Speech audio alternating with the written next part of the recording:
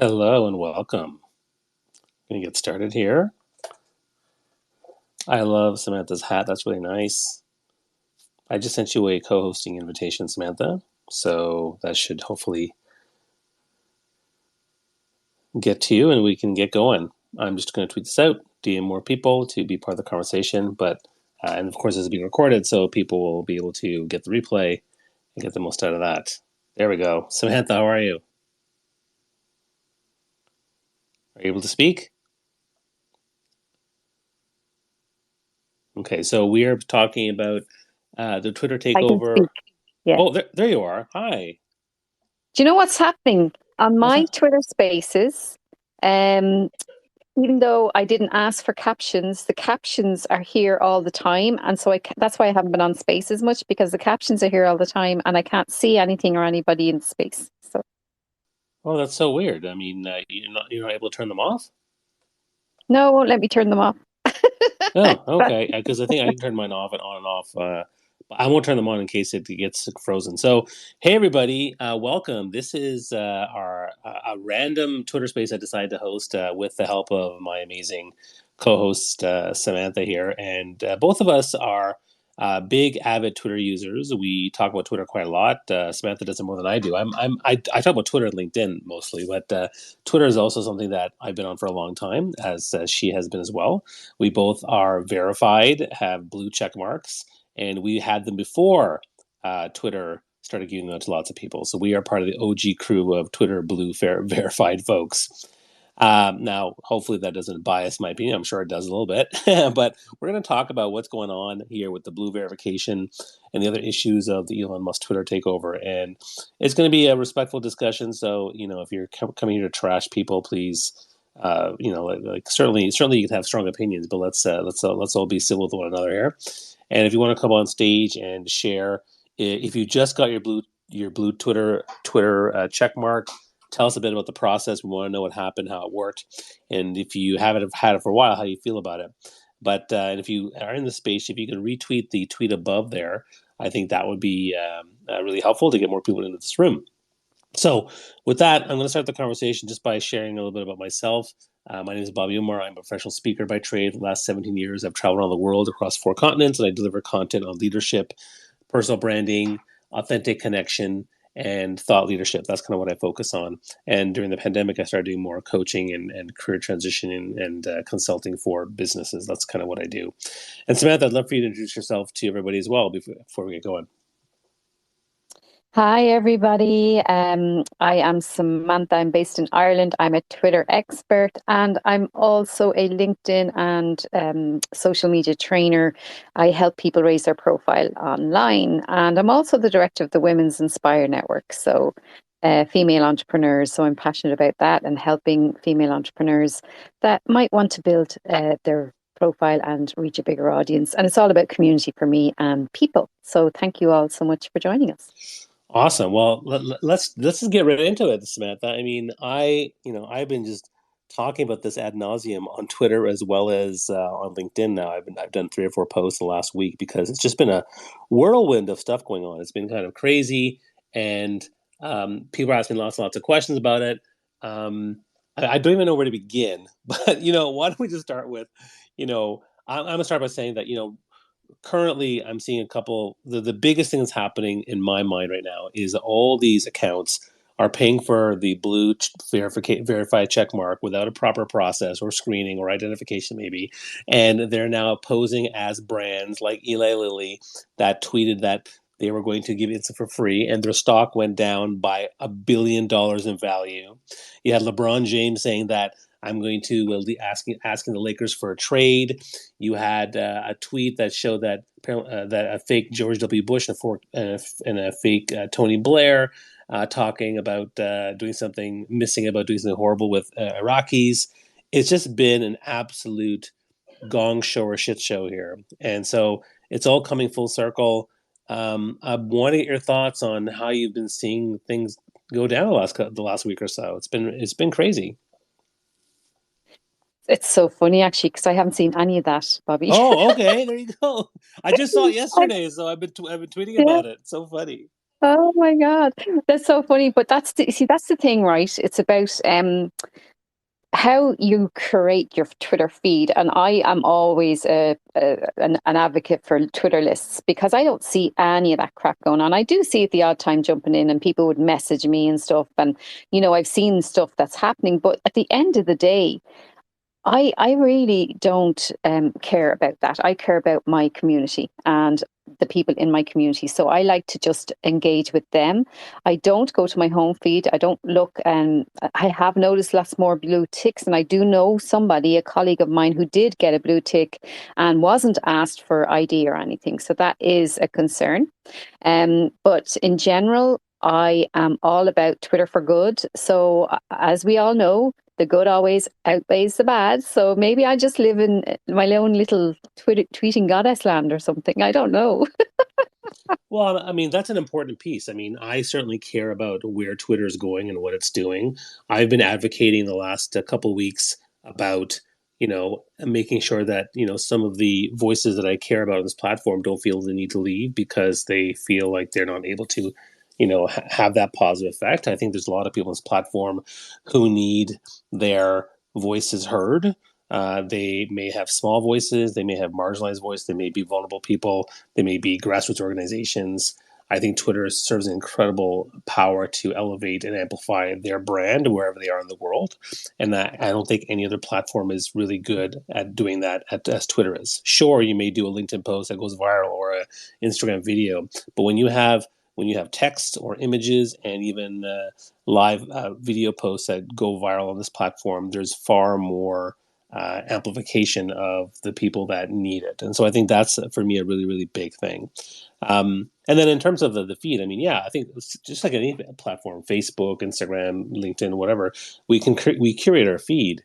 But I think for me, I'm really I'm concerned about the platform losing value and losing people that I think are really helpful to my engagement and learning and the things that I do on this platform. So that's kind of where my head's at. I mean, as a business person, as a brand, I certainly want to make sure that this platform is doing all it can. And I know some people who run communities, like have communities on this platform. Certainly, there's concerns there. So that's why I kind of I just kind of saw what was going on, and I started looking at some of the investigating a bit more. And next thing you know, I started seeing all these messages going back and forth about decisions coming our way, and then also that are some. I mean, some are helpful, but many are not. So that's kind of where my head's at. If anybody wants to go, yeah, go ahead, Samantha. Yeah, no, I understand that as well. And I do think one of the reasons I wouldn't leave Twitter is because of the fact that there are so many voices out there that I want to keep hearing, but also the fact that I want to, people like, the way I talk about my sobriety and stuff. And, I've helped a lot of people. People have messaged me, and I've helped a lot of people. Nobody sees all that stuff that I do in the background. But I mean, it is important for people to have a voice on different things and to be visible because we can't be what like girls, young girls in particular, can't be what they can't see. And if they can't see these role models that are doing it right, positive role models, they need to be seen. I absolutely agree with you. But all I'm saying is I stay away from drama in my life. I stay away from drama here on Twitter. And I've always stayed away from it because you can get dragged in, you see. You can get dragged into a kind of a negative vortex or whatever. And thanks, Francis, for sending me that tweet. Francis showed me what you were talking about, Bobby. Thanks. But for me, it's maybe I just live. Maybe my Twitter feed is just different, but maybe I just never followed those people in the first place that are complaining and highlighting these things. Maybe I just stay away from controversy too much.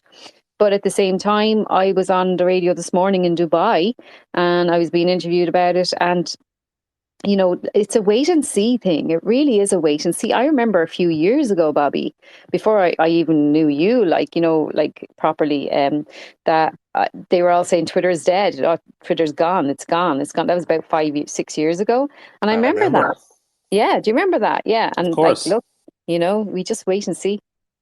Well, I mean, I think fine. I understand the idea to curate your audience and stay away from the drama. I think that that happened to me too, actually, on Twitter. I was heavily active on Twitter, and then around 2016, when someone got elected, I decided to stay off the platform a little bit more because I found it a bit divisive. So I was not here as much. And I've learned to curate and create a good audience that's healthy for me across multiple platforms: Facebook, LinkedIn, Instagram, you name it. So I think that's important. I think, but I would going back, but I would go back to focusing on the business aspect, right? So wait and see in my mind is not the way I want to live my life. I think wait and see is also uncertainty, which also is not very harmonious from my standpoint.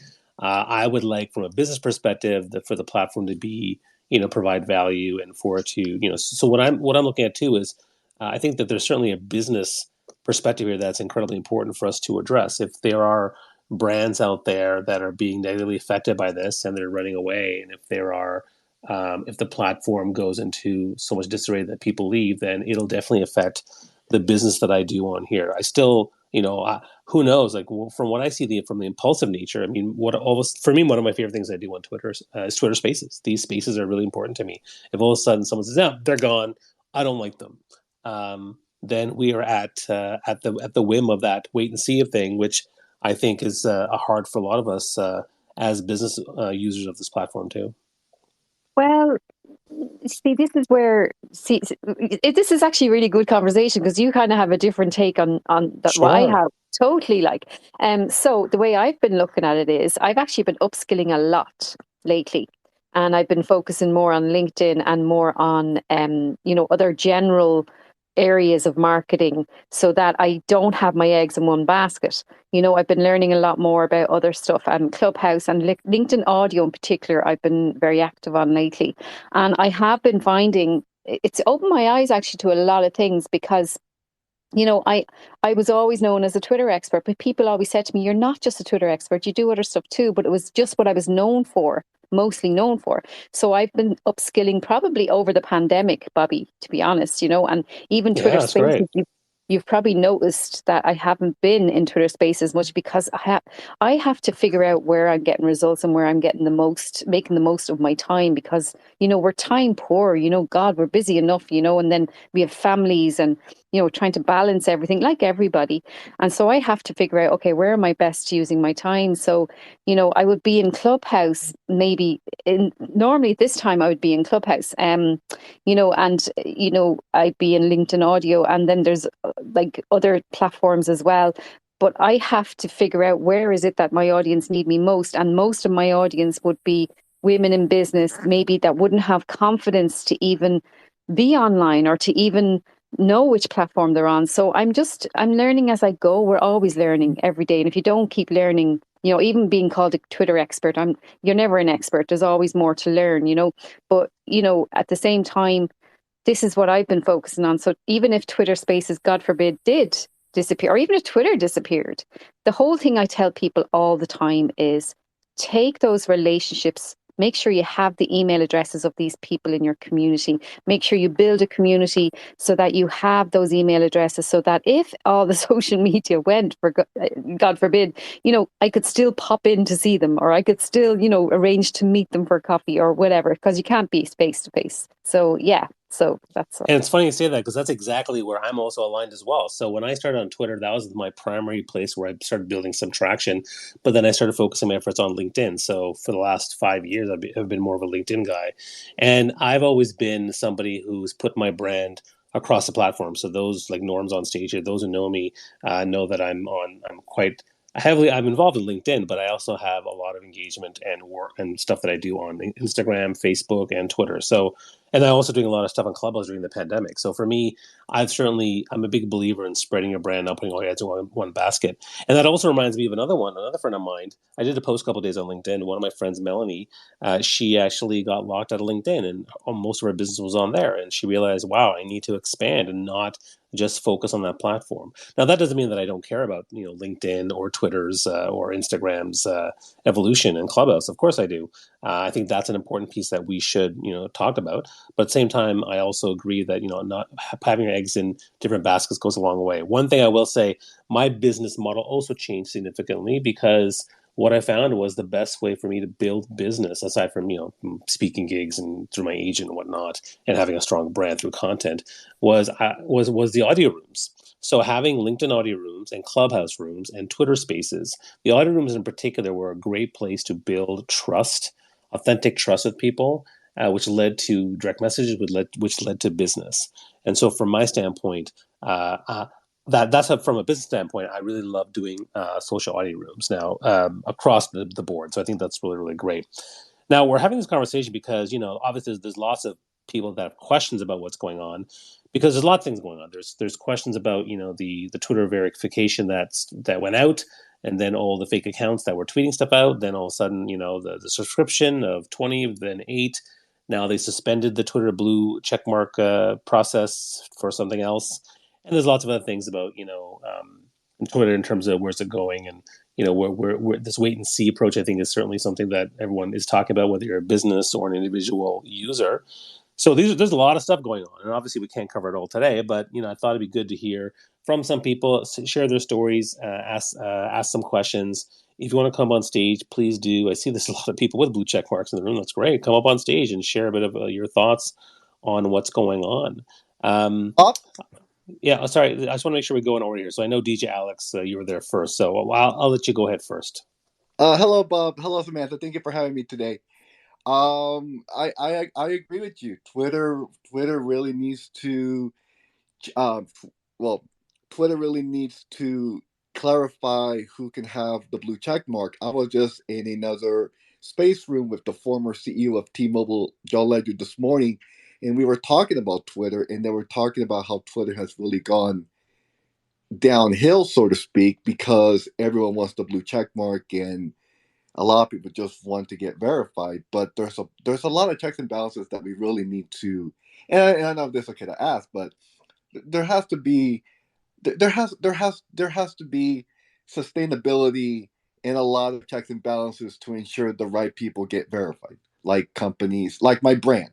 I have a brand, and I've been trying for years to get verified because I'm the only guy named DJ Alex Reyes on Twitter. But it doesn't work that way. But whatever happens, happens, because they really need to just clarify the process. They can just, because right now Twitter's going downhill. So I apologize. No, I think I agree. I think that while some of us have the wait and see approach, other people are seeing or feeling that things are going downhill and downhill fast, and so it's making some people. I mean, there are people who have already left. There's people that I do talk to and love that are leaving and said they're leaving, and I'm trying to tell them to not leave, because I think there's just so much really awesome, great things here that you can do, that I think are important. So I certainly hope they don't leave. But I can only influence them to a certain degree. But I do hope that all the voices that are supportive and loving and unifying and progressive, that are not divisive, not hateful, are going to stick around and be able to share their knowledge and support all the different other voices that need it.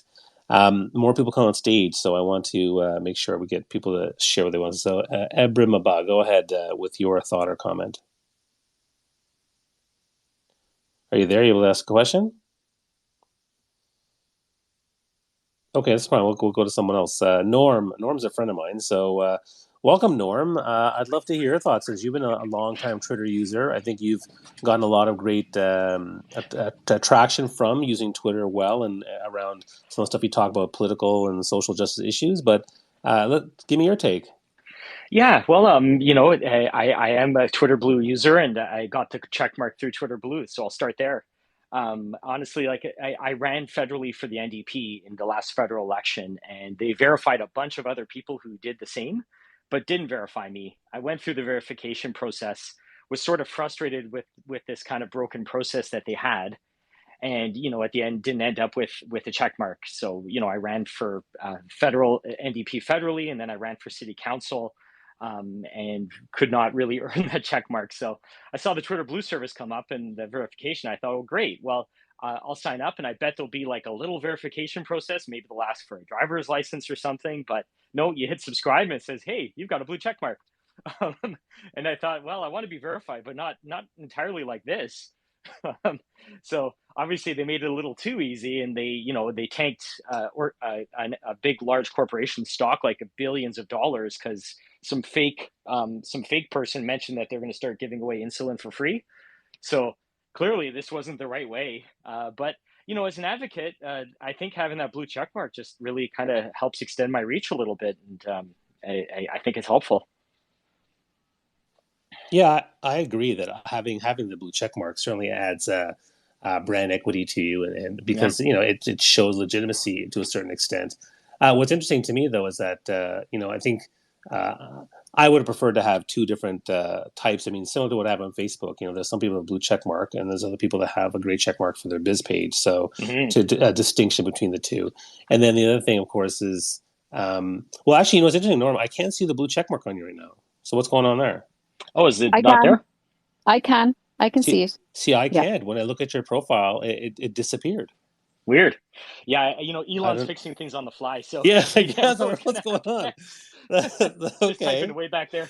And just so you know, guys, Norm's one of my longtime friends. We've known each other for years. We live in Toronto, and I've been a huge supporter of him.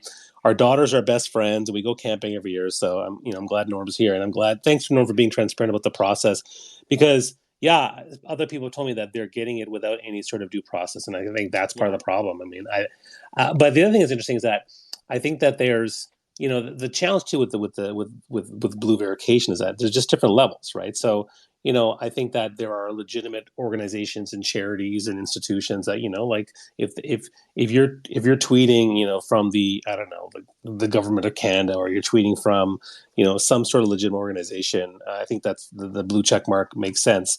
And then there's other people, obviously through certain types of celebrity, or through being a leader in industry, or whatever it might be, they get the blue check mark. And then then there's ones who I think like I know on Instagram, you can apply for the blue check mark, right? And Hmm. they have a very strict process for that. I've applied, I haven't gotten it, and that's fine. The Twitter one I got many years ago, and I was grateful for it. But I think having a clear process goes a long way. But what's interesting to me is that there's going to be some people who obviously should have the blue check mark. I think there's people like myself who don't necessarily. Some people argue, well, you shouldn't have it because who are you? And I understand that, because I'm not a celebrity. I'm not a leader of $1 billion organization. I'm not a journalist nor a political leader. So I can understand people who say that maybe I shouldn't have it. And there's other people who are getting the blue check marks, and I'm seeing them now, and I'm like, okay, well, is this like this is interesting? Okay.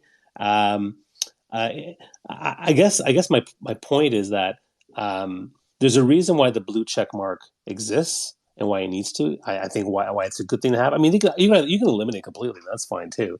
But I see why platforms like Facebook and Instagram and Twitter have them. Other platforms like LinkedIn do not. Yeah, well, I just want to add there, yeah, great points. And I have to say, and Norm, yes, I love what you said as well. I mean, the thing for me is, when I was told, when I was in Twitter once, I was at a barbecue at Twitter Dublin. I'm not name dropping or anything, but like it was just like I met Jack, and and I remember being told that the people that get a blue check mark are people who add value to the Twitter platform. So I'm not a celebrity, I'm not a political figure, I'm not a journalist, but I got the check mark because if you were adding value to the Twitter community, that's what I thought the check mark should be about. And of course, that's a very, very subjective thing, right? So it's hard to know what that means or how you define that. And I think that's part of the challenge for folks. We have, go ahead, Samantha. You were gonna say something before we go to Noni? Okay, let's go to Noni. Go ahead, welcome, and share your question or thought. No, I don't have. Okay, no worries, no worries. Norm, you left. You're welcome to come back if you want. I was just kind of, I'm glad to have you as part of the discussion. And of course, I see Amber Mack down there, which is great. I know her too, and I see Brenda Miller down there. So if anybody wants, Bex, if you guys want to come on stage and talk a bit about that, I'm just sharing a bit of the tweets that I was sharing out there, because I think that the verification thing is one thing. I think there's other things that we certainly want to know about as well, which includes A lot of people are talking about the layoffs and also just how. Is it good? Is it good that Elon Musk is running it 100% on his own, or is it bad that he fired the board? Is it bad that he fired a lot of people? I mean, these are all questions from a business perspective, but it does reflect on the brand of Twitter. And I think there's also, how are we going to navigate this as we move forward? I see Bex has come up on stage. Bex, welcome. You have a question or comment for us today? Hey, thanks so much for bringing me up. I appreciate it. Yeah, I think this is a very interesting social experiment, honestly. I bought my blue check yesterday. I was already a Twitter Blue member and just upgraded it and kind of just held on because I knew it was gonna to make some waves. But I also am a business owner and would like to, people to know that I am who I say I am. Although, with that being said, I think that now that there has been such turmoil with people pretending to be, major government officials and or celebrities, it's obviously just diluting the value, right? And so I do think that from like a behavioral perspective, like a cognitive behavioral science perspective, I think that it's very interesting to see how ingrained from a psychological perspective the meaning of this verification is in our minds, right? And I'm curious to see, from a just pure curiosity perspective, what that'll do to our brains as far as seeing the verification check mark and then not seeing it, and what that's doing to us from a psychological perspective, because a lot of the community that I'm involved with is creators. And so I'm in a big photography community with, Emmy award winning photographers and Pulitzer Prize winning photographers, and also, National Geographic photographers, and just friends also that are photographers. And so there's just been, I've had multiple DMs from people that were verified prior to this, that are like, nice blue check, and completely busted my chops. And I was like, first of all, I paid for the subscription prior to it and just upgraded. And second of all, I'm a business owner, and that, to me, that's valuable. And it doesn't matter what my ROI is every year. None of that matters. I also am a creator, and I'm in the space, and I'm adding value to it. And so, I think that there's this hierarchy system that social media has created that has really started to mess with our brains a little bit on, where who deserves what, right? And so I do agree that, government officials and people that have extreme power for sure need to have a very in-depth verification. I think that's kind of where the beauty of the blockchain comes in as well. But I just find it fascinating to see what's going on from a psychological perspective in these micro communities as well, and what that really means. So, yeah, I did it because I already had the subscription and I wanted an upgrade and to kind of just like roll the dice and see what happened, honestly. But because I am a business owner, and I don't want other people to pretend that they're me. What's interesting though is that I also can't see your blue check mark. I So can. I can see it. Yeah. so I can't see Bex's and I can't see Norm's. I know both of them have said they've gotten it, and I've also seen Norm's from before this Twitter chat. So I'm curious why I can't see them. That's weird. I can see it, Bex. And I agree. I agree, Bex. You know, someone asked me what would happen if they took my blue check mark off me. And I said, well, you know what? It doesn't really matter. All that matters to me is that my community know who I am. And at the end of the day, they know that I'm still going to add value to Twitter. Would I pay for it?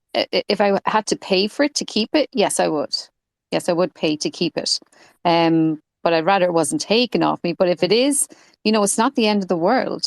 People know who I am. I know that I add value on Twitter, and I know that my community know who I am. So, you just Google me and you'll find me anyway. So I'm not really too worried about it. But I can understand from a business perspective, especially small business owners. It is such a huge value add to them. And it really, like if you see two people that do the same thing, so let's say I want a photographer and Bex has the blue tick and that Mary doesn't, I'm probably going to go with Bex, just automatically. It's that psychological thing. And that's really interesting that you brought that up. Yeah, it's definitely, it creates a bias. Well, I mean, I think that, everything on social media that we have is an asset, right? So our content is an asset. The blue check mark is an asset. The number of followers we have, it's an asset. My handsome photo and Samantha's amazing hat is an asset to our brands, right? And so these are things that we, use and have all the time. I mean, what's interesting though about your argument about, having a legitimate business, I think that's important. And I know Facebook does that for business pages.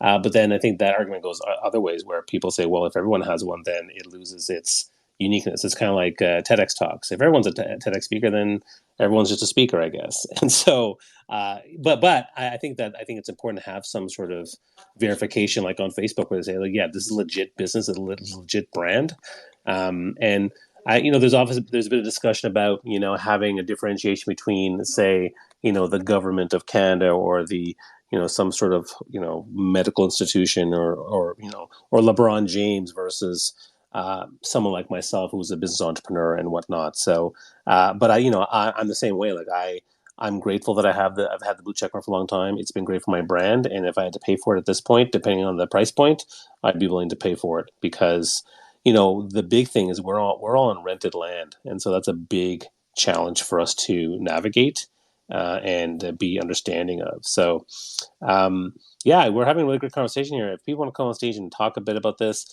I've shared some tweets about what's going on, like this one I just shared. But that's what because Twitter support just said. We're going to add official label to some accounts, and then someone said, but that's what the check mark was for to begin with, and I totally get that. So a lot of it is pretty funny. It's a gong show, but and I'm waiting to see where we're going with this because everything keeps changing and then being taken away. So I feel like we're in the middle of a tragic comedy that we don't know what's going to happen with it. So with that, let's go in order of people on stage here. Brenda Miller's on stage. Brenda, what would you like to share with us today? Good to see you. Okay, I just gotta ask a question because maybe I'm just like not getting it. But before, the blue check meant that they actually went in and verified your account, and you said who you say you are is legitimately who you are, and nobody off the street could just come in and, like, I tried to get it, and they said, no, sorry, you don't qualify for this, and I'm like, fine, I don't care. I'm big on LinkedIn anyway. I mean, like, Twitter's just like I dabble in it. I come out here and just have some fun and do some stuff. And I'm like, whatever. You don't think I'm big enough? That's fine. I'll walk away and I don't do anything with it. And now my understanding is you pay to get a blue check mark. So before they told me no, nobody could get it. You have to be at this elite status level to get it. And now anybody can get a blue check mark. So why don't they just make it a blue dollar sign? I'm not getting this, Bobby, but help me understand. Am I crazy or am I getting it? Yeah, so I mean, you're right. So basically, what happened was once they deemed a journalist, a celebrity, a government official, an institution, a charity organization, a large company like PepsiCo or Coca-Cola, once they deemed that your handle account was legitimate, authentic, and really who you are, they would give you the blue check mark.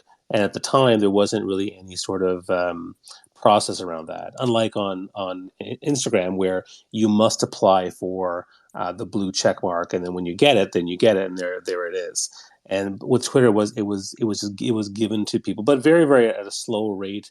I mean, there was obviously some organizations where it was pretty obvious that when the company starts and it rises, they would give it to you, and I think that's what's happened. But now that's right. So what's happened is now people can pay for it $8 a month, and so now they now get the Twitter verification. But that's also why there's concern because now all these people are tweeting as LeBron James and George W. Bush and Eli Lilly and other companies, and it's causing a lot of havoc. So now Twitter has gone back on that, and I'm not sure what's happening. So again, this is where we are wait and see. So am I right then what I said? like anybody can get it? Yeah, you are correct, and I mean, I would say that they should probably have two different criteria: one for people who are trying to be legitimate business brands here, but are starting out, and then other ones who are established, government or business institutions. I see Jay has their hand up. Jay, why don't you go ahead with your comment? Yeah, so forgive me from the train because I'm at work, but I, for me, as as an artist, as verified on Facebook, Telegram, and I already like built a label, that actually would help. This blue checkmark subscription was actually useful until people started abusing it. This is what I think what they should do. Pay the subscription, right? They see that you're notable. They see that you're like legit. Then they can just back around, then actually give you the check mark. Then they say you don't have to pay the subscription no more. You earn the right to actually have it for life or something like that. Turn So my that mic way, on. they only see that you're an authentic person, but you work towards the badge that's official. So you know what I'm saying? They're gonna make you, and at least work for it. Hey, And they'll try make some I accommodation to find that. it interesting about this blue check mark. I thought it was to verify also that you are who you say you are. And if you It notice, was supposed to be that originally. I don't have a blue check mark. I don't know what you see, but I have a padlock from 2014 because I was a business. Oh, but see, I'm but not you sure went, that you but can the even thing is, hear like, me with because certain, I'm pausing out. I'm in the I can hear you. NRQZ No, no, I where can, we can everything in life is no, we can slow. hear you. Yeah, no, we can hear you. We can hear you. Let's just make sure everyone's speaking one at a time. Jay, go ahead. so what I think what Anyhow, happened I got was, one when Elon put something out. My husband saw it, said we needed to sign back into Twitter. I signed in under my new married name, which really is Keeper of the Birds Putnam. Got a and you still discounted haven't seen it even though. blue check mark after I verified, after they went through my phone and verified who I was via my phone as well as my credit card that paid for it. And then they said I didn't qualify. I needed to go back to my old account. So I did, paid for it again. And now I don't have any of the nice little things like, 30 minutes to correct and stuff like that. And so I'm a little bit annoyed about that. But I understand about the, sudden employee shortage.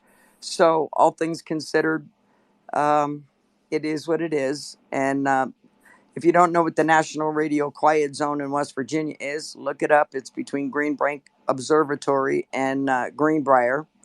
And so when I say that just having internet is a big deal out here, believe me, it is, because I'm literally in the middle of the woods.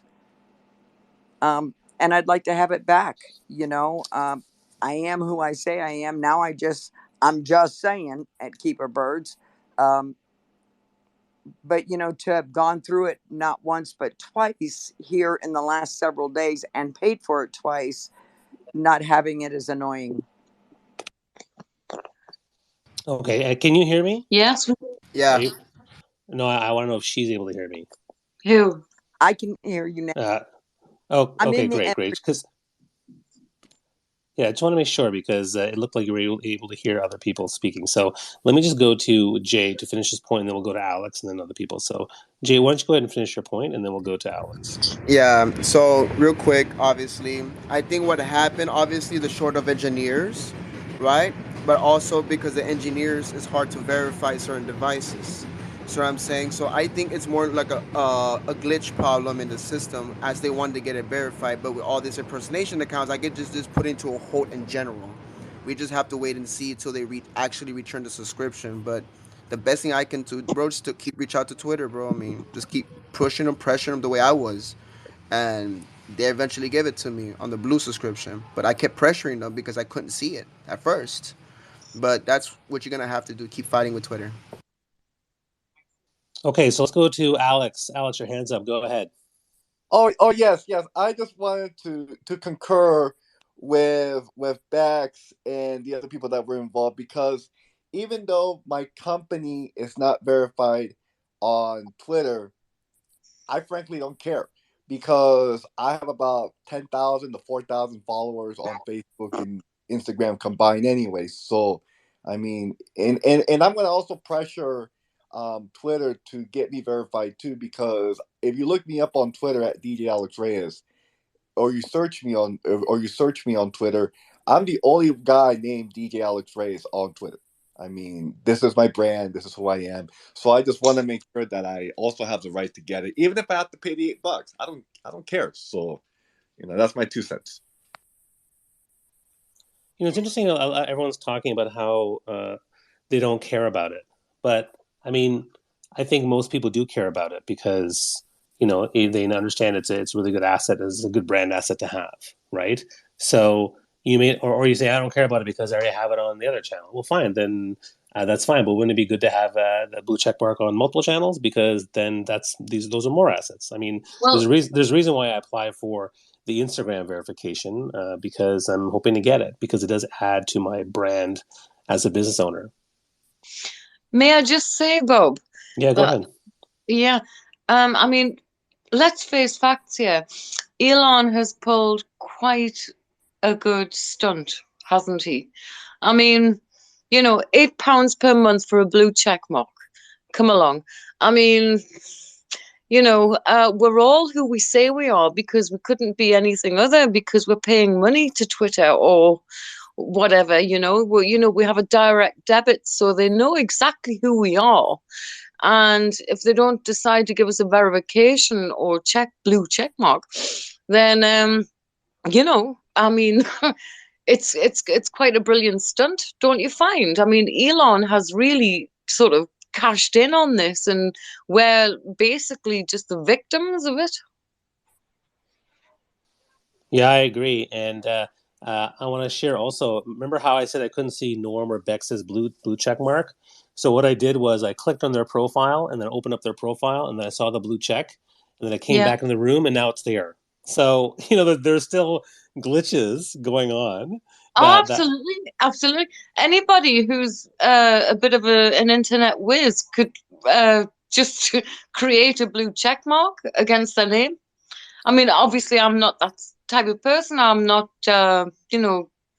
tech, sort of a tech whiz or anything. But I'm sure that people who know what they're doing on the internet could just quite easily put a blue check mark next to the names.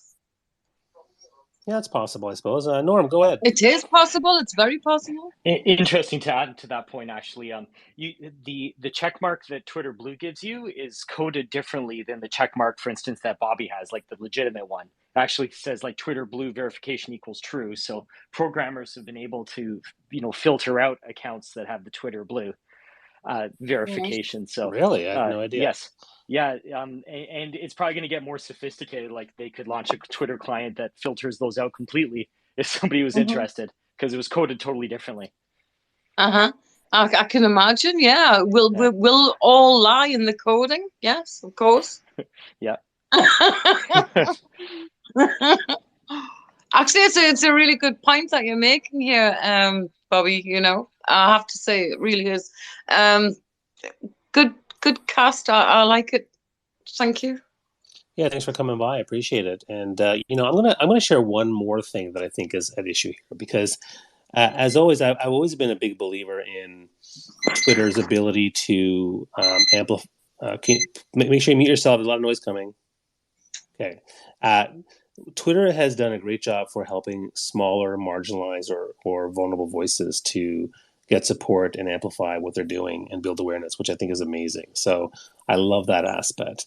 One of the challenges I see also with the paid Twitter Blue verification is that it's a barrier for some people, right? I mean, sure, some people say, well, who can't afford $8 a month? Well, some people can't, right? They just can't. And I mean, I can. And if I have to pay, I will. But other people cannot. And so, particularly when you're just starting out or you're a smaller voice, you can't even afford to make that investment because you're trying to grow your tweet, you're trying to get out there. And so for me, I think that's also an issue. And that's why I was a big advocate for having some sort of levels, right? I mean, I think there should be levels. I think there should be levels like even from a subscription level. Like there should be a free version of Twitter where anyone can share what they want and also be legitimate accounts. I think that there should be something where, yeah, you want to have legitimate accounts. I mean, if you're trying to fight trolls and haters and bots and whatever, yeah, have some sort of system for that. Now, here's the other challenge I want to throw at you guys, which is security, because let's say they do have a thing regarding, a screening process, and you have to give your, like, for example, when I registered my business on Facebook and I got a gray check mark for my business page, I had to give them my driver's ID and my passport and my business license so they could see that I was legit business. So that's fine. But there are some people here who are also concerned about security issues, and so they have a private, photo on their avatar, or maybe it's an NFT. They don't want to give out too much information because of privacy and security concerns. So then that's another issue, that how do we address that and allow for them to be able to freely use the platform and build awareness around their story or their voice. So those are two things I think are a bit of an issue. I don't know. I mean, I don't have a solution for it. I think that there should be a free version that people will be able to use. I think that there should be. I think there should be. I think there should be two levels of the verification piece. I think there should be the blue thing, which the original, the OG as I call it, and then. And I think there's one, and I think you still apply for that as well. And then I also, just like on Instagram, and I think there should also be one for people who are legitimate, account holders, to show that they're actually really there from a security screening perspective, and they agree to certain. Bobby, can I interrupt you for a second? Yeah, go ahead. Yeah, so just to give you a little context, I used to manage a team that validated digital certificate requests. So whenever you go to a website, you see the little lock on the corner. That actual lock, all behind that lock, there's actually a whole bunch of validation procedures that happen on the certificate authority. So before you could be legitimately recognized as a valid website, you have to submit your certificate request to a certificate authority. And behind the scenes, there's actually a whole bunch of validation steps that happen, much like you described. Like they check your articles of incorporation. They might check your Dun and Bradstreet. They might my team would go to government sources or contact government sources to validate your identity. Even to the point of not trusting the information that you provided to validate who you were. So using third-party sources or third-party contact information to get back to you so we could speak to you. And even, contacting, for example, management at your organization to validate who you are. Mind you, the cost of those services when you go to get a digital certificate, depending on the level of validation that you're looking at anywhere from $500 to $1,500 just to get that lock put onto your website so you could, be recognized. I don't think this could be done for $8. There is no way that you could validate that many people and do a thorough background check based on security.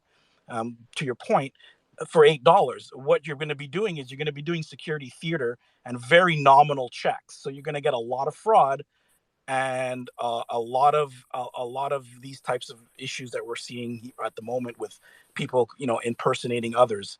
And that's what that's why you pay that money, because we would do that thorough verification. That's fascinating. Norm, go ahead.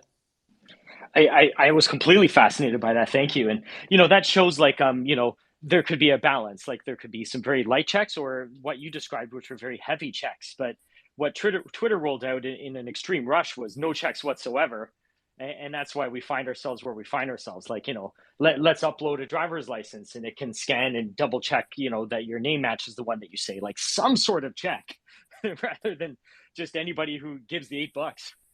I mean, we got Joe Biden's running around that are fake, and George Bush and everything. You just can't do this for $8, right? The cost for to check Dun and Bradstreet, to check the government databases, even to the point where I had staff that we had dual control, where one person couldn't do a full part of the verification process. You have to staff up for that, right? So you couldn't have collusion. That's not cheap. Yeah, and that's fascinating. But I think it's an example of like, double checking in a very sort of heavy manner, like, what the Cadillac of verifying identity looks like. But could we at least have like a jalopy validation check where something is done? Like there is literally no check whatsoever. You sign up to Blue, you've got the check mark.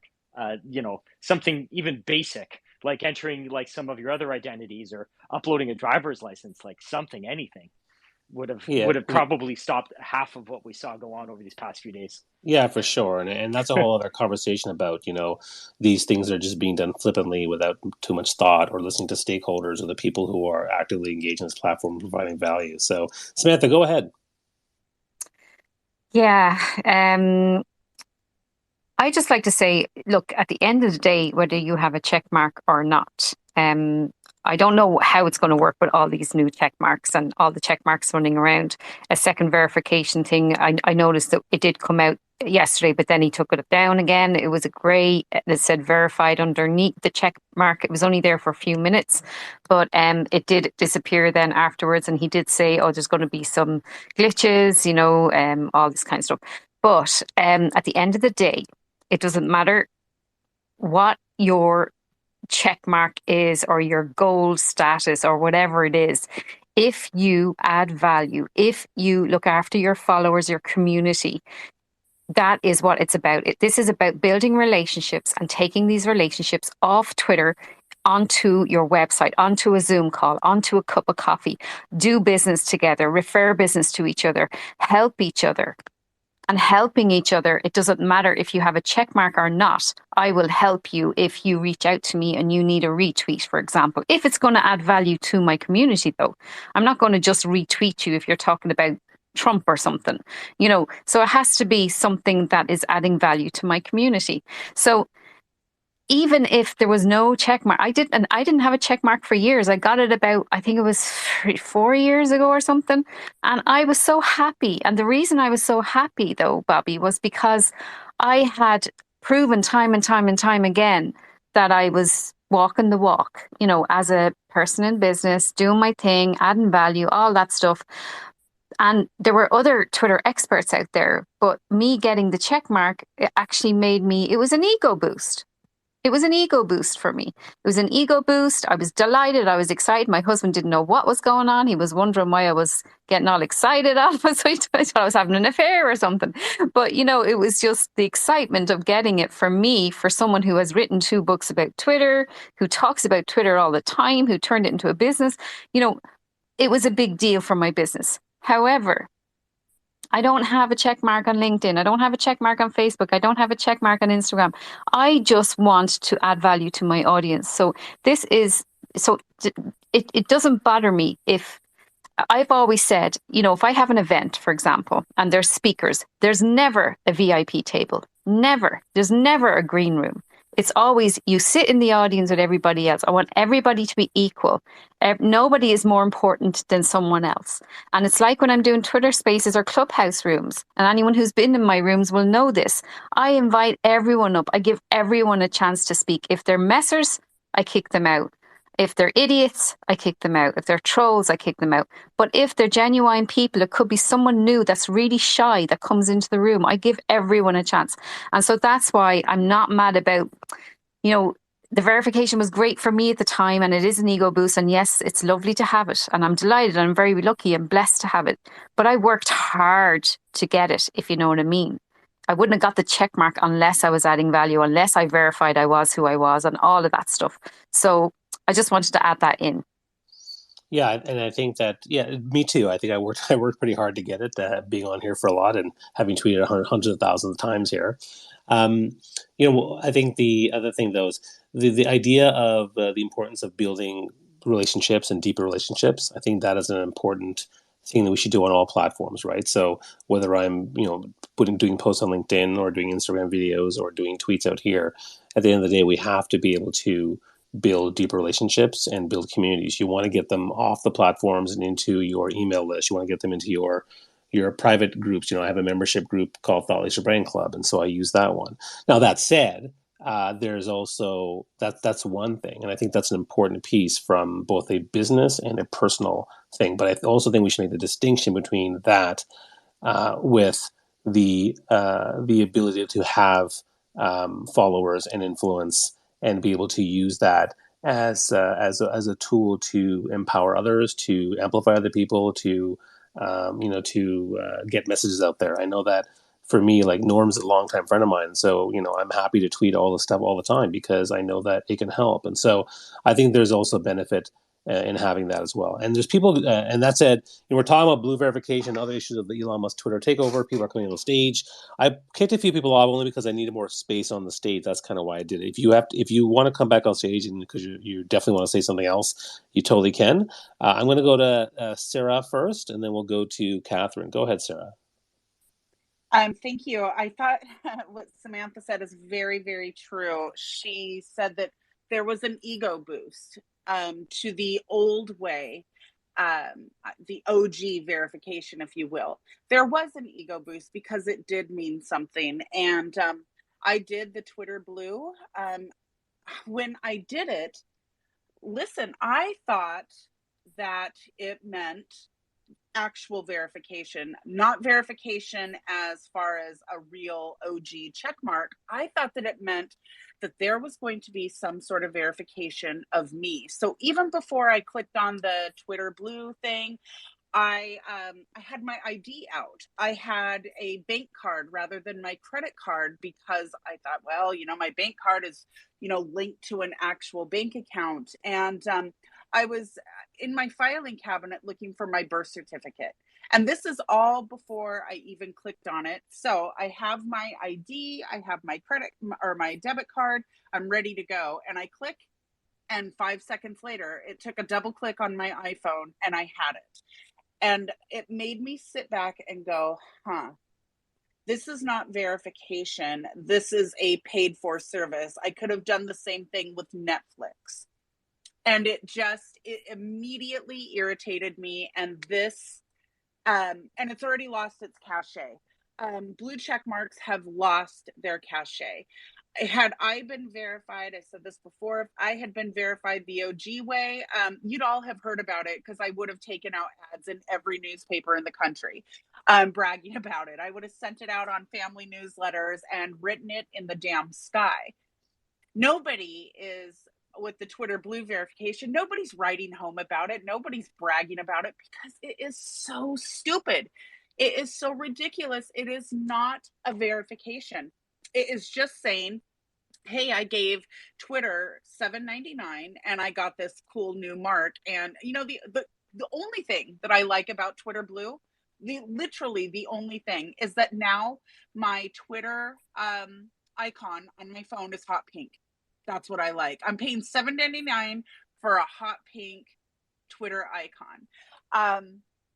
And I look now when I see a sea of blue check marks, I look and I roll my eyes because now I have to actually click. For example, you, Bobby, the host, I had to click on your little check mark. I had to see, well, are you a Twitter Blue subscriber? At which case I'll roll my eyes. Or are you a real verified account? And you are. I did the same with Samantha. I clicked. I was like, oh, cool. She's OG verified. Other people, I won't name names, but myself included, I click on the check mark and I'm like, wow, we're stupid. Sorry, can you tell me the difference? Because I don't even know yet. What's the difference when you see me and somebody else? When you look at it.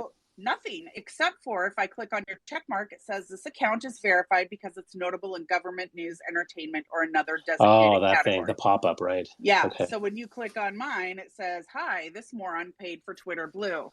It doesn't say that, but okay. It should, because if I were the writer of those, that would be my first act. My new power position would be to write, you're all morons. But you bring up a good point though, about paying for it. Now, the head of cybersecurity for Twitter quit either yesterday or the day before, and the cybersecurity skills are in high demand at the moment. I work in that industry, and if everybody's leaving and they're collecting this amount of data, I don't think Elon Musk has ever worked in a business where you have to protect this type of data. And if everybody's providing their credit card data and all kinds of other information to validate themselves, how are we to be sure that this data is being protected? And is the team still there to protect this data? So, that's another concern, by pushing people towards this, is that security infrastructure in place.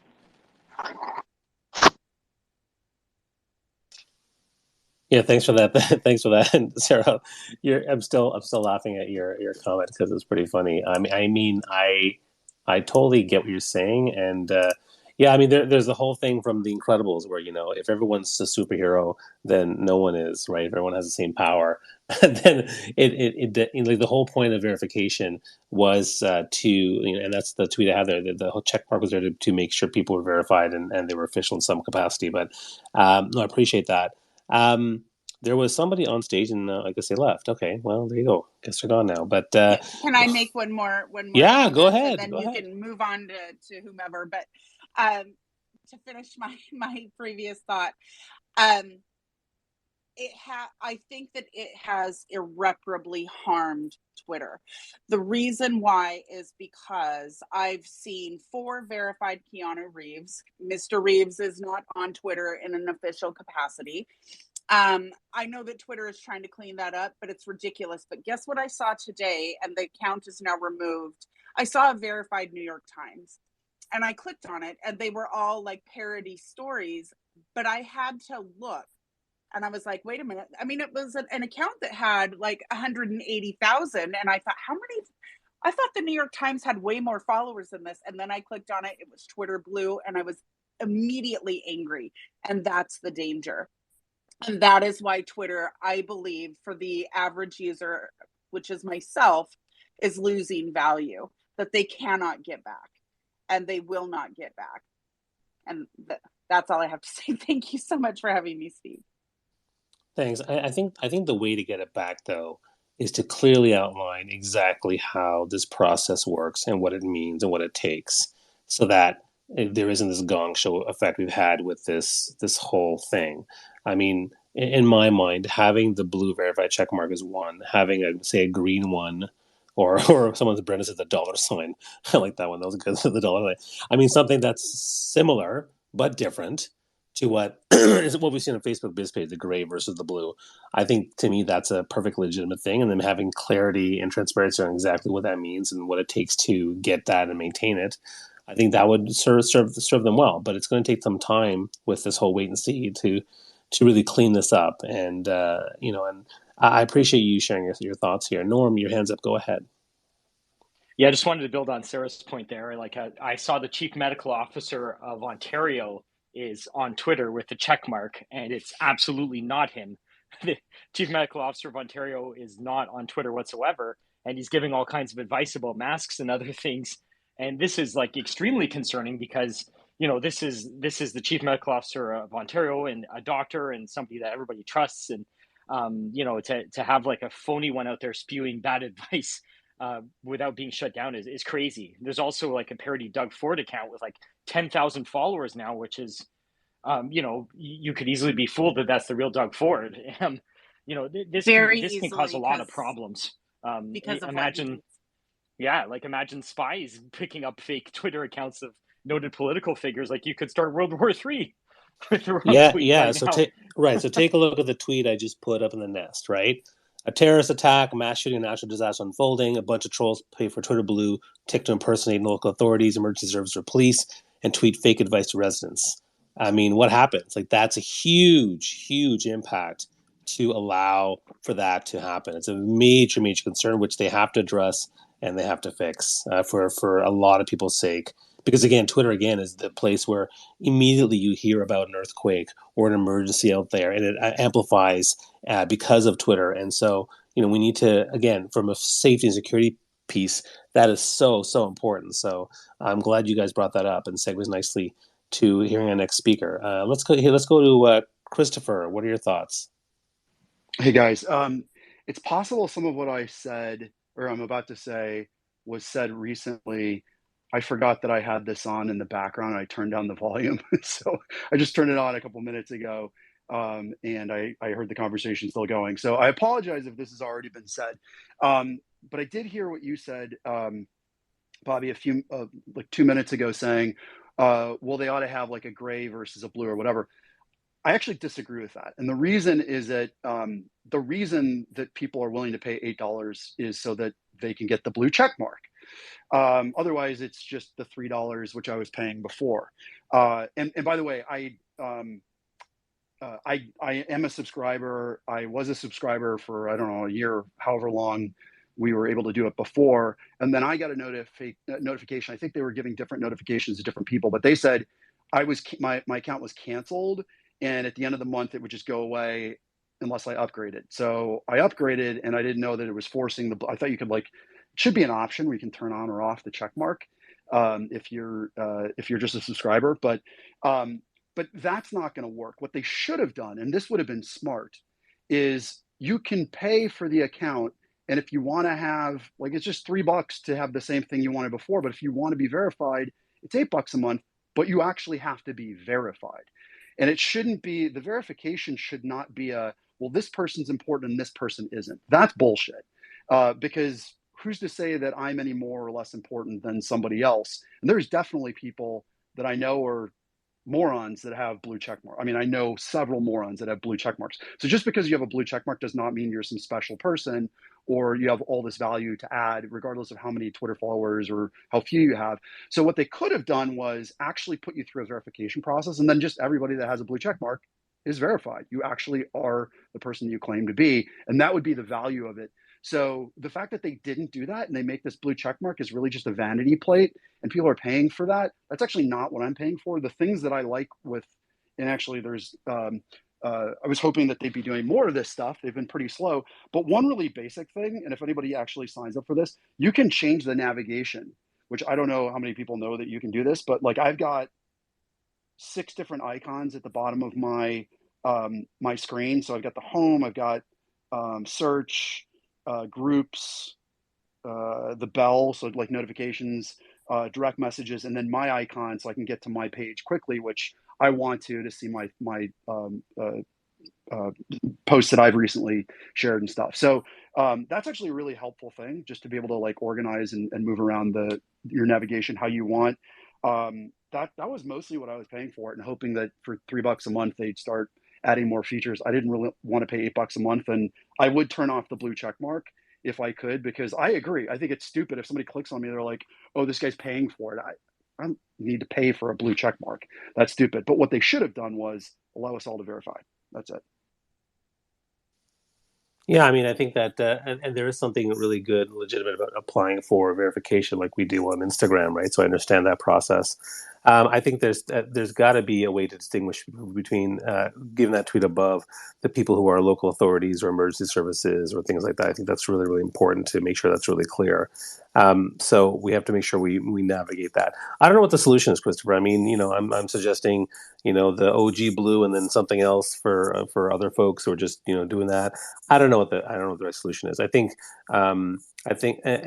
that an application as well as some sort of acknowledgement is a way to go for that long term. But I don't know what the best way to fix it is. I want to make sure we hear everybody that's here on stage here. So Sarah, did you want to comment on Christopher's thing before I go to Mustafa? I think what you just said is the way, is the path. There has to be a distinguishing mark between an OG account that actually went through verification versus a Twitter Blue account. And the way to do that is to distinguish the check marks. We should not have to waste time clicking on, especially as somebody mentioned, in an emergency. Whether or not this is truly an EMS account or your local or state officials, there should be a distinguishing way right up front, not clicking on a check mark. I foresee chaos in that situation. Yeah, and go ahead, Samantha. Yeah. Can I just add, I'm listening to everybody, and I love what Sarah's saying, by the way, Sarah. Sarah, me and you are going to be friends. But honestly, I feel it's early days, folks. Calm down, relax, okay? It's early days. It's early days. Let them find their way. I'm sorry, but I can't build space rockets. So this man has something that I certainly don't have. So I'm just going to wait and see. I'm not panicking. I'm not, life is too short. Jesus Christ, it's like, I think there's lots of other things we should be concerned about beside the blue ticks. But I do see a lot of people talking about it, and it's just like, oh, what a waste of energy. Let's just see what happens and just look after each other in the meantime. So everyone that's here tonight, for example, just look out for them and just make sure, okay, if there's any business we can send their way. Everyone's struggling. I don't know about you, but like over here in Ireland, a lot of people are struggling right now. So that's the way I'm going about it. I'm just watching what's happening. I'm commenting when I can. I try not to get involved in controversy. But also, I have to say, here in Ireland, Bobby, we don't have Twitter Blue. I've never had access to Twitter Blue. I am always the last person to get any new Twitter features. So now I'm actually glad I didn't get access to any new Twitter features for a change. So we don't have access at all here in Ireland. So. Yeah, and I think for me, I mean, I'm as someone who's been posting on social media, Facebook, Twitter, LinkedIn, Instagram, whatever. As someone who has influence, I talk about and have conversations about the latest trends that people are talking about. So if everybody wants to talk about the Avengers, I'm there. If they want to talk about Twitter Blue and Twitter takeover and Elon Musk, I'm there because I'm definitely an advocate of on Twitter. And if they want to talk about TikTok, which I don't know anything about, I might be listening in about, but I wouldn't be leading the conversation. I think we're just, I think everyone's doing a pretty good job of having a really reasonable, thought out conversation about this because I think there are things that we should talk about, and I think there are concerns, which I think is great. So everyone, thank you so much for doing that. Let's keep going though. I'm going to go to Brandon first, or is it Brandon, then I'm going to go to Mustafa. Go ahead, Brandon.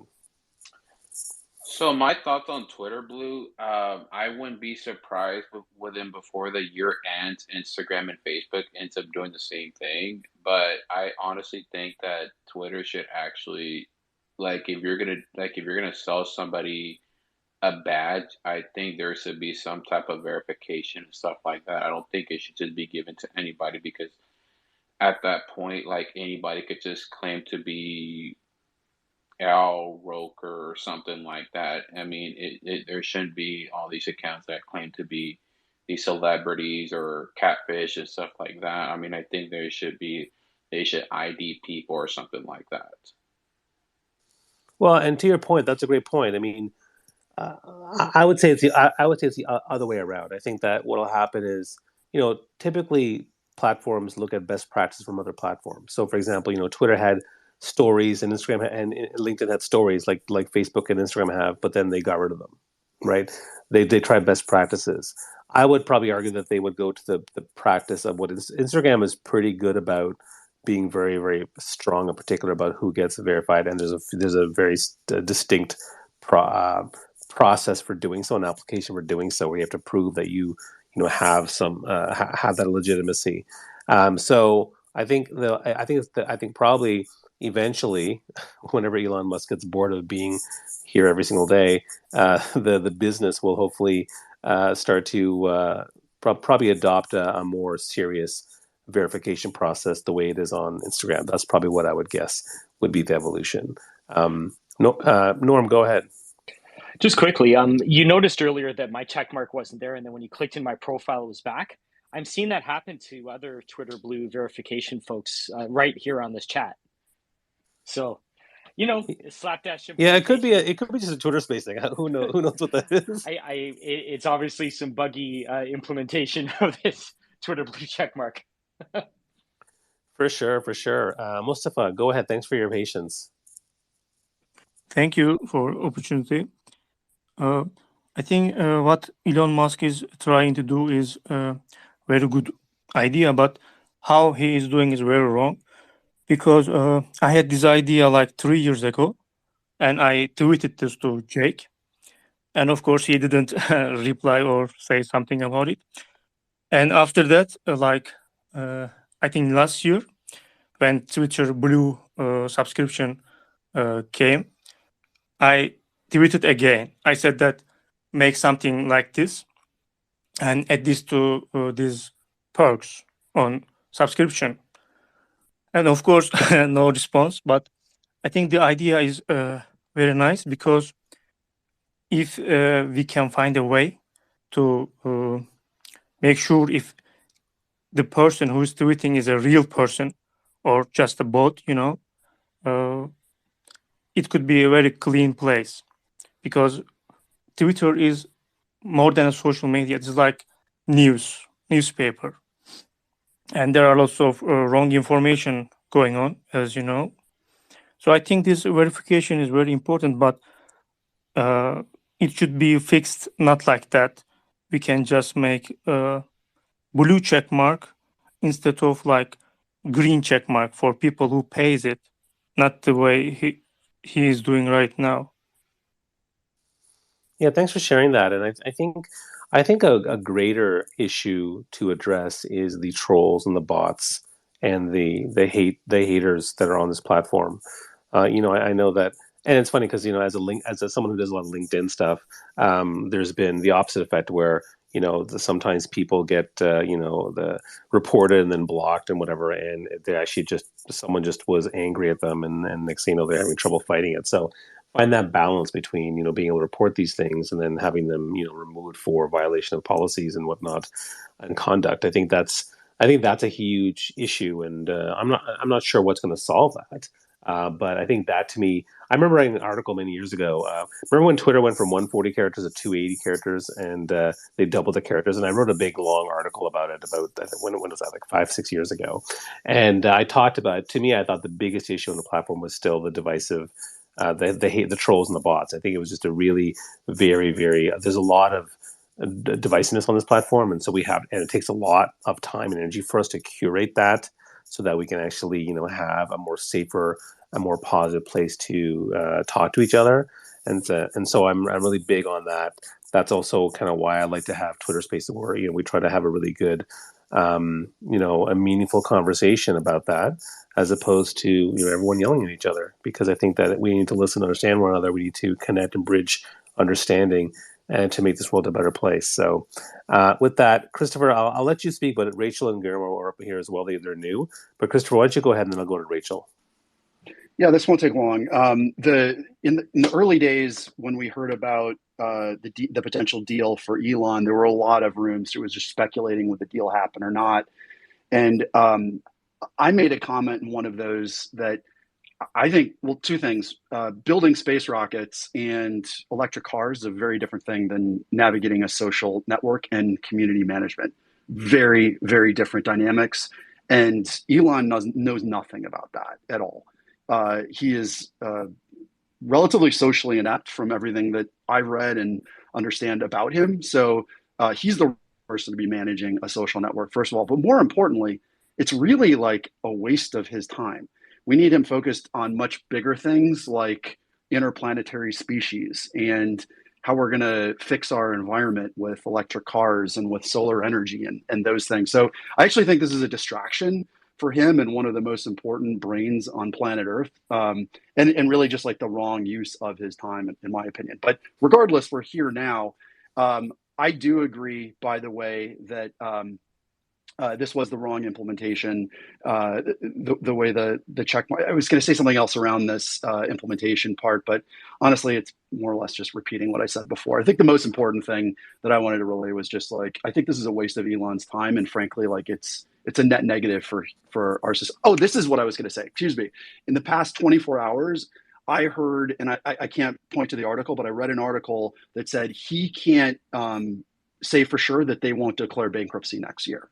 And so I think that was one of the reasons that they rushed quickly into this blue checkmark thing, because they knew they'd get X number of thousands of people to sign up immediately for that and create more revenue, because they've lost so much almost immediately from the advertisers that have pulled out and said, we're going to take a wait and see. So I'm assuming that's why he went in so hastily and didn't have a more deliberate launch, and maybe actually the goal was to have everybody get verified or whatever, but they didn't have time. They just wanted to flip the switch and start charging credit cards. But has anybody else heard that? And I'll shut up now. But I think that's a pretty big piece to say. Yeah, you just took the company private, and you might have to declare bankruptcy in 2023. Yeah, I can address that. I did hear that too as well, and that there was a possibility. There's an article that was posted about that. Again, that's one of those speculations, wait and see things. We have no idea what's going to happen. I do want to address one thing, which someone asked me. Why is it so like? Why is he not focused on Tesla or SpaceX, or why is he spending so much time on this? I think that's part of the challenge. Is to me the two issues from a managerial perspective of how Twitter is running. I'd rather have an executive team or operational team that does it. He's not a day-to-day operational manager. He shouldn't be doing that.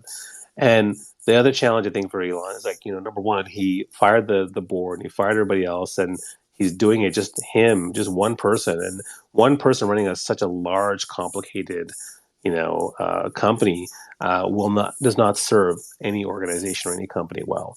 And number two, I think the other thing is he has an emotional investment here. Like he's emotionally compromised, I guess is the way I would say it, right? He has political affiliations. He has emotional stuff where he projects certain things about free speech and all these other things, and then he doesn't like when people say certain things about him, and so he's emotionally compromised with this, and that doesn't serve an organization well when you're the head of the organization is like that. And so that's why it's better to step aside, or at least have your say, but then have an operational team kind of operationalize the things that you want to do versus anything else. Let's go to Rachel. Welcome. Good to see you. Hi, Bobby. Thank you so much. Good to see you and everybody here.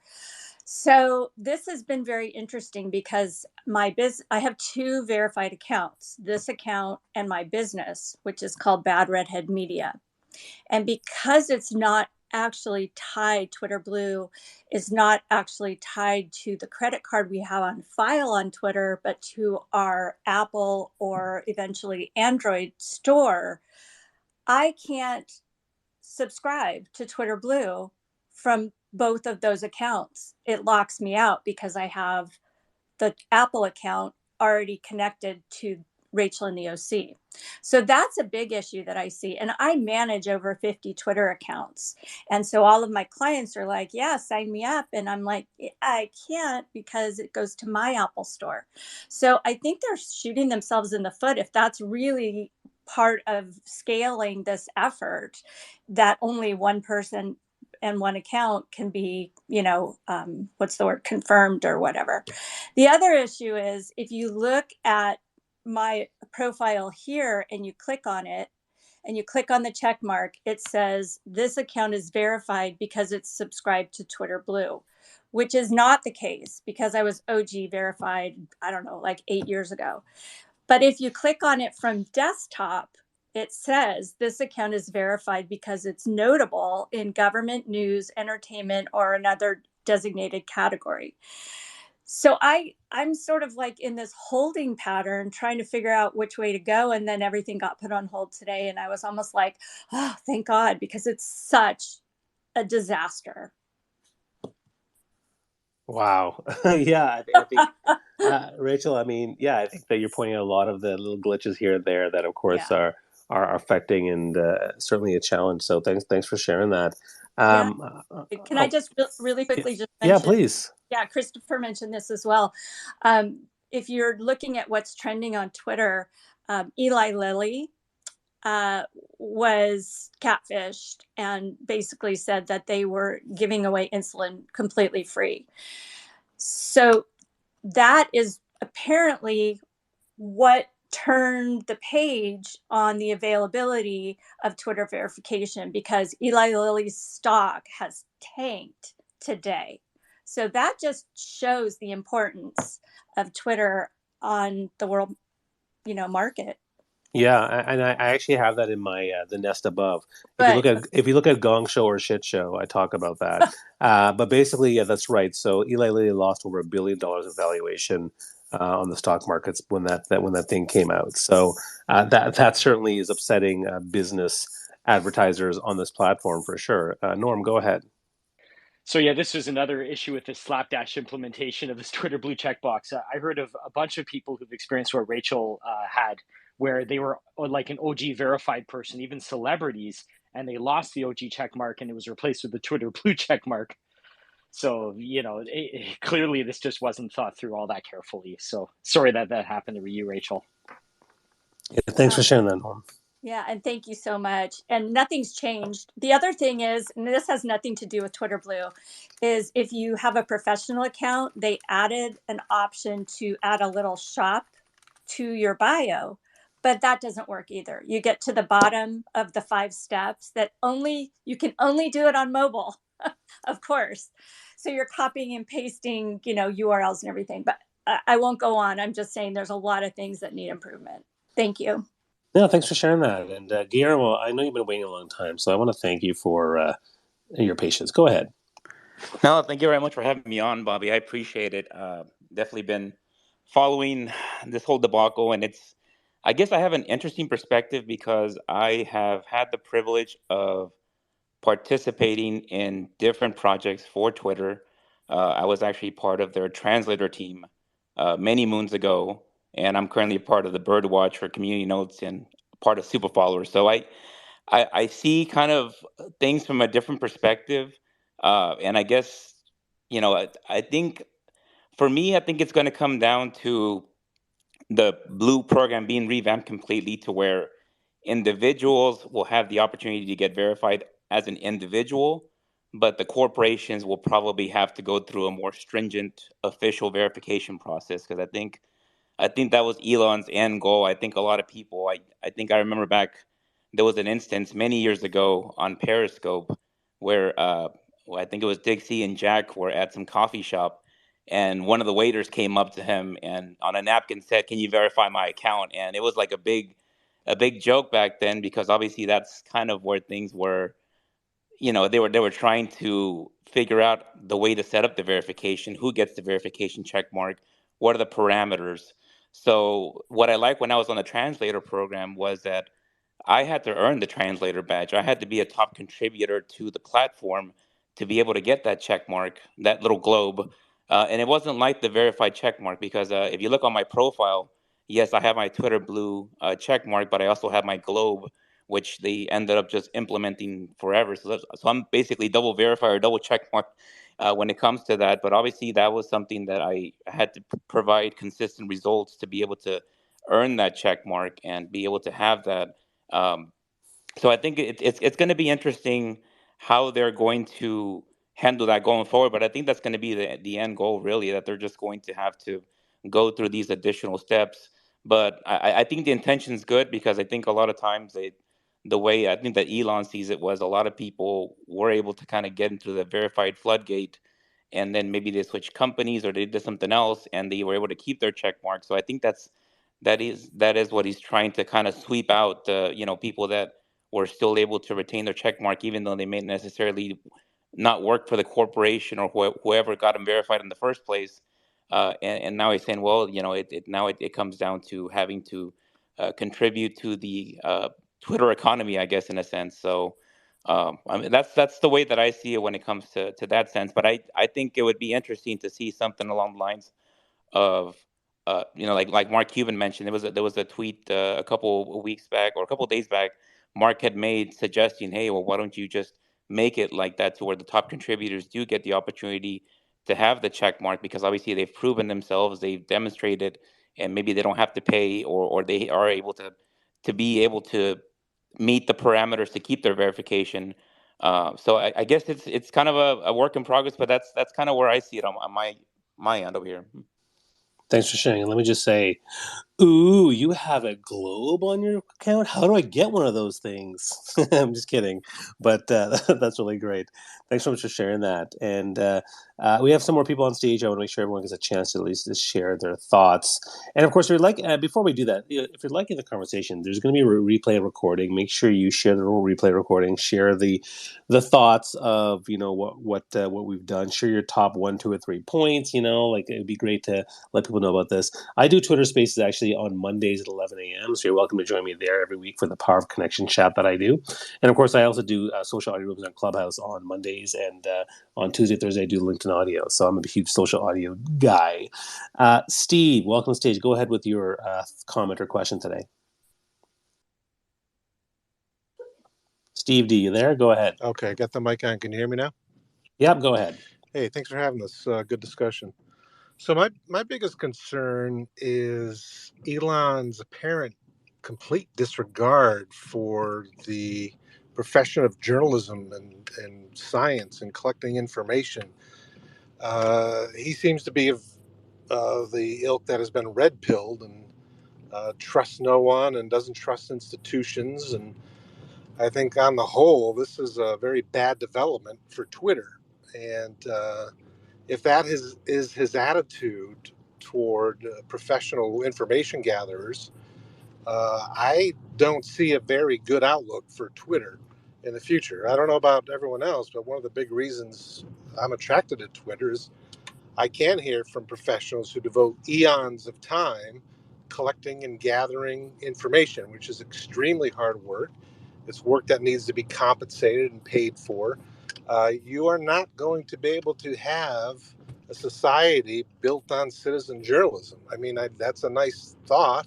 It would be great if it were true, but it just isn't. And I'm very worried that Elon's leadership and attitude is just going to drag Twitter down. So that's my thought. So hopefully I I'm wrong. appreciate, yeah, Steve, I appreciate that sentiment. I think a lot of people are feeling that way, and I think, to Samantha's point, let's just wait and see. My feeling is that he will eventually, as a seemingly very distracted person, will eventually get bored and tired of this and go on to something else because it's going to be too much for him. And so I think, I hope it's sooner, but it might be 6 months from now. But I think that he like I said, I think he's distracted. I think he's emotionally invested and compromised. So at some point, he may just get a team of senior executives to operate this thing without him, and he can just have his say here and say at Tesla and say at SpaceX for all the things that he's doing, and that will be a better use of his brain. And hopefully, someone that he listens to will be able to convince him of that. So we'll see. All right, thanks. Yeah, thanks, Steve. Jason, you're up next. Go ahead with your question or comment. All right, so a couple comments. I am kind of excited about the future that Blue could be, but I think it's important that actual verification happens with Twitter Blue, and it's just not like a paywall. But I think it's going to be kind of an interesting test to see how, if we shift social media as a like an advertising platform to actual where the people kind of power the media and it kind of builds around them versus the other way around. And then one of my hopes, though, in the future is to get rid of the bots and stuff, is that we can just filter our feeds based on only people that are verified, and that you can kind of cut out the bots and troll accounts that are super easy to create and kind of pollute the internet. So I'll kind of leave it at there. Yeah, I understand that, and I think that as always, there's going to be some sort of way. I mean, there is some need for different types of verification, different types of levels of accounts of what people are doing. But also, to me, the bot issue and the troll issue is the hugest issue, because I think it's become part of the culture, right? And culture is a very, very difficult thing to change or to evolve.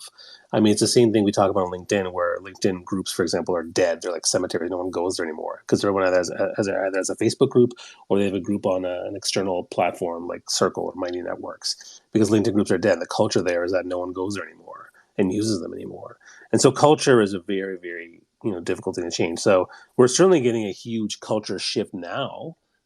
Where that goes, I would say, depends on the leadership and depends on the people and how we conduct ourselves and how we maintain it, which is another reason why I keep trying to get some of the voices that I really love on this platform to stick around. And because I think there's so much that Twitter has to offer. There's so much that like the connections here on this space are just really awesome people, and I'm really glad to have heard from I've already gained to know Samantha over the years, and Rachel, and hearing from Sarah. Like, this is cool and Norm's here, who I've known for years. So it's great to have a community of folks here that are sharing that stuff. So we've been talking for a while now, so I think at a certain point I want to get going. I will this weekend. I'm celebrating my daughter's birthday, and so that's going to take up my time, which means I might even see Norm. Right, Norm? Will I see you? Because I know your daughter's come to the birthday party. Oh, I think the chance is looking pretty good at that. There you go. So me and Norm are going to see each other, and we'll tell you guys. We'll share this conversation.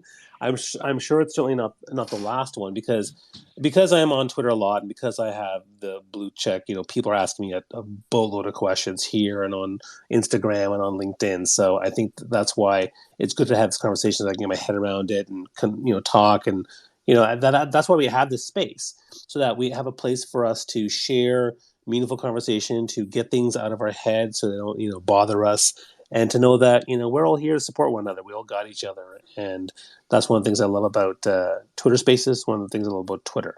And I find that there's always people say Twitter's dying or LinkedIn's dying or Facebook sucks and whatever it is. But honestly, like I've been able to curate a wonderful community on Facebook with my family and friends. I have an amazing community of people on LinkedIn that I love, and I have some really awesome folks on Twitter that I admire and respect and just follow. So, I have communities in all those places, and so I'm really grateful for that. Samantha, I made Norm a co-host because he's been sharing some great knowledge, so I thought I'd do that. But I thought, Samantha, thank you so much for being here. I know it's late for you. Did you want to share any kind of final thoughts for folks?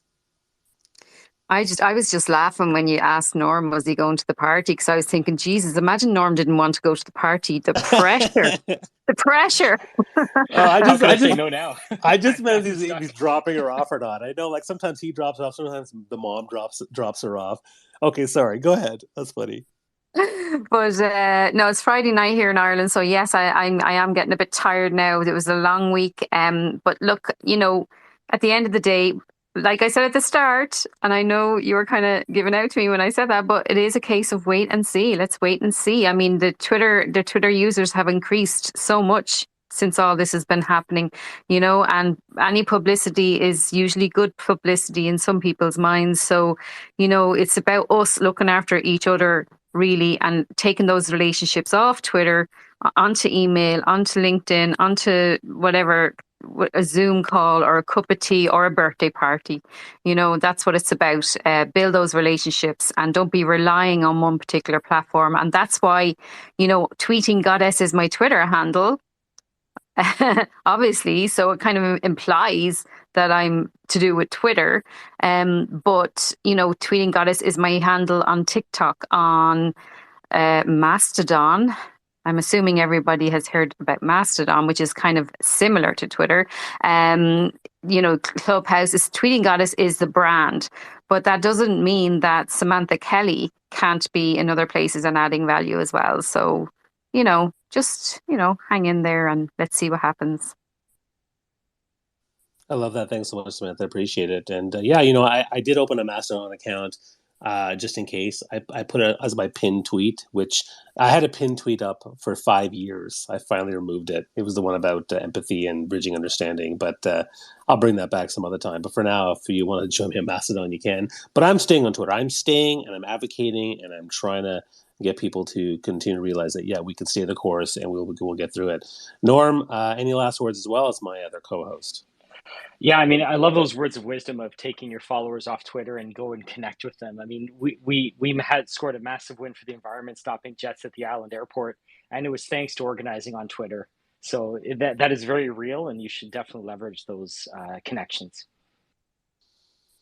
Awesome. Thanks, guys. And thanks, Sarah and Guillermo, Steve, Jason, Rachel, everyone else came on stage. Thank you for being the audience, all you amazing people. Look at all these blue check marks, all these awesome people. So I hope to see you at our next conversation. My next one's going to be on Twitter Space. It's going to be on 11 a.m. Eastern on Monday, the Power of Connection chat. That's actually my daughter's birthday, so I'll be in a very, very good mood, full of love and vigor. And I'll give you highlights from the party that we had having on Sunday. Sorry. And again, my what I would say is that there's a lot going on here, but there's still incredible value on this platform. And there's ways to get value in Twitter Spaces. There's ways to get value with the tweets. There's ways to get value with having conversations with Twitter threads and talking to folks. There are ways to get, there's ways to amplify other people's voices. I encourage people to stay on Twitter and to fight the good fight and call out the things that are wrong that you disagree with. And I also think that you should advocate for the voices that are small, that need amplification, that need awareness building, grassroots organizations, vulnerable people, trans people, LGBTQ, women, people of color. Like, do what you can to help those voices to get to another level and call the things that are oppressing those marginalized groups. So that for me is the main reason I'm on Twitter. I'm also here to have conversations with folks.